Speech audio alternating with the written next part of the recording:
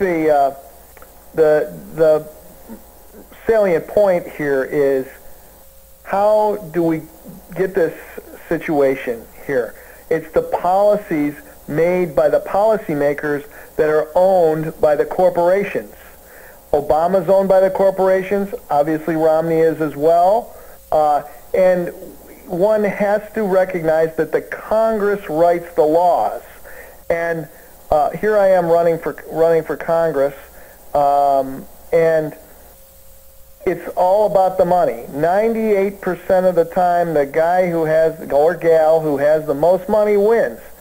And that shouldn't be how our system operates. It wasn't designed like that in the first place. Of course, there are some issues that one can contend with about the design in the first place that was really meant to preserve the power of the upper echelon way back, at the beginning of this country.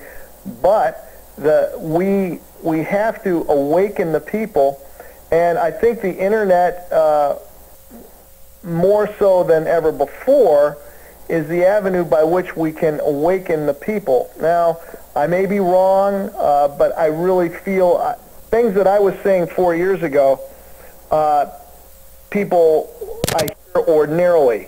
I hear people talking about the money. I actually, by the way, I don't want to let this get by, I am personally endorsed by David Cobb, who is, he was the 2004 Green Party nominee for president, who together with Michael Bednarik, the Libertarian Party nominee for president in 2004, they contested the Ohio election, the Ohio presidential vote together, because obviously there was a lot of shenanigans that even came out later. And of course, Mr. Cobb is also the national spokesperson for Move to Amend to get rid of Citizens United. Well, the money in politics is really, that is the cancer that is driving the country for most Americans in the wrong direction.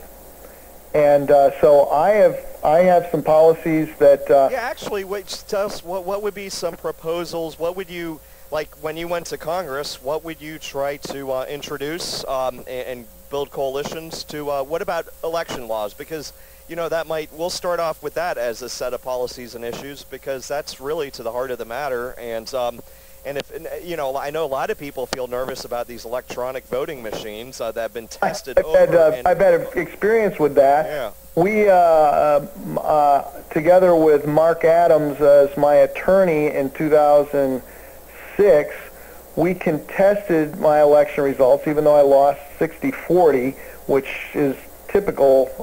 It's kind of funny. Statistically... Well, when was that? What was that, in Florida? In Florida, I was running against the Republican District 5 Congresswoman Ginny Brown Waite.